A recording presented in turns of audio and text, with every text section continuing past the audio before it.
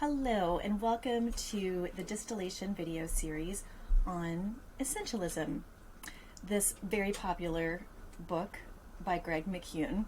It is subtitled The Disciplined Pursuit of Less. He would argue less but better. My purpose is to offer you a distilled version where we basically get the juice and the nutrients out of the book with less of the fiber so that you can get more out of your time. So Essentialism, in short, is a book about deciding with the frameworks that Greg McKeown gives us what belongs and what does not belong in a well-ordered life, a life in which the individual or team is able to make their highest possible contribution. It requires some unlearning and dealing with some tolerance of FOMO. He breaks it into 4 components: the essence of essentialism, exploring essentialism to find what we actually need to cut out, and elimination is a component, and execution is a component. So as I said, it's the relentless pursuit of less, but better. He asks us the question, can we actually do all that we are asked to do or tempted to do in the attention economy where there is completely continuous bombardment, asking, requesting, demanding our time and attention? So where are we investing our precious time right now? Are we doing it in the massive amount of trivial things, or are we really being disciplined in applying our time, focus, energy, and essence toward that which matters most in a considered life? So Essentialism takes us on a journey of discerning and aligning, then separating and cutting the trivial many from the vital few. It acknowledges these compelling forces that easily can get us off track, and encourages us on disciplined pursuit of what matters most, whether that's at the family level, relational level, academic or professional level. And there's a construct like Ikigai that he helps us to use to discern.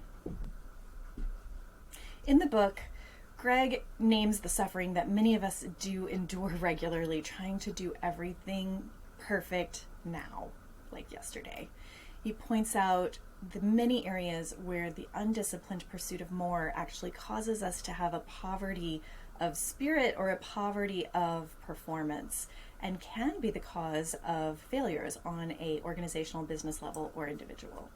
So by being selective with what we say yes to, we actually clear space for optimizing creativity, a high-level brain function, perhaps even the highest expression of being a human.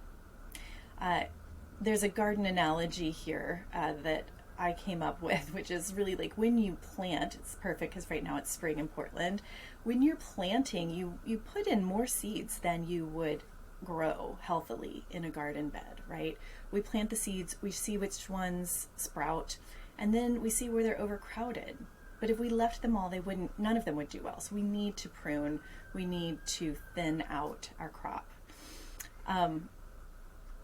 He talks about meetings and calls, and just because we're invited is not a good enough reason to attend. We need to stop saying yes to everything we are invited to. I certainly can identify with that. There was a phase where being invited was the biggest honor, and so showing up was great.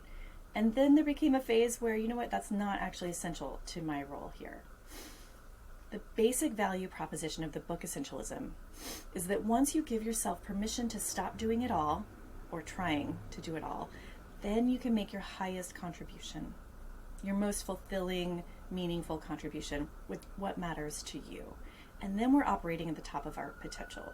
In medicine, we often say operating at the top of license. So we want each individual in the construct to be operating at their highest capacity so that they can delegate things to less trained or less skilled members of the team. That is how a team functions at its highest performance level and efficiency.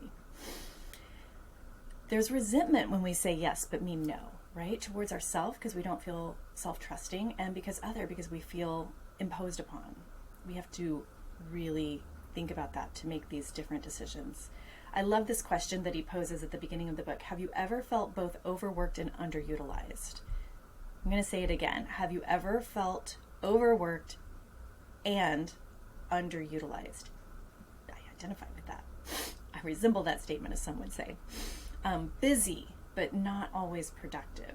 This is the graphic on page 6. This is kind of the pictorial summary of the book. It is one circle. Actually, I could just show you. I need to describe it. this representation is the book. So this is us doing a little bit of everything. This is doing a lot of one thing. Same amount of energy, different level results. So I love this concept of decision fatigue also. When we have an increased number of decisions, we have a decreased quality of decision. It's a callback to the content from Influence is Your Superpower, where we have gatekeeping for judge, right? So if we are not clearly in the driver's seat of our decisions, they will be made for us. Somebody will always be making our decisions for us. The cultural currents will make our decisions for us. We will become passive passengers in our life rather than driving according to our own important values and ideals. A personal story. I have been told since I was a child that I was spreading myself too thin. It was a theme and a topic of contention in my first marriage.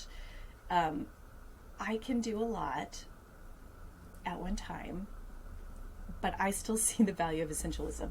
There is a reason that my friend Erin Hurley recommended this book to me a couple of years ago. So it's kind of like cleaning a closet. If you don't have a system, the closet is going to get cluttered again. So you need to continually be clearing out what you don't need and making room for that which delights you. It's a little bit of Marie Kondoing your life. Does it spark joy or align with your mission? If not, then ruthlessly clear it from the closet of your life. All right, guys, I will wrap this intro up, and I'll see you in the first video about section 1 of the book, The Essence of Essentialism.